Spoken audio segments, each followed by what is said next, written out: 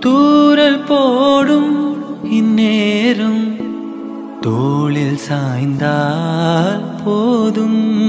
சாரல் பாடும் சங்கீதம் கால்கள் தாளம் போடும். தெரிந்த பிறகு திரைகள் எதற்கு? நனைந்த பிறகு நாணம் எதற்கு? மார்பில் சாயும் போது தென்றல் வந்து என்னை தொடும். சத்தம் இன்றி முத்தம் மேடும். தென்றல் வந்து என்னை தொடும். சத்தம் இன்றி முத்தம் மேடும். பகலே போய்விடு.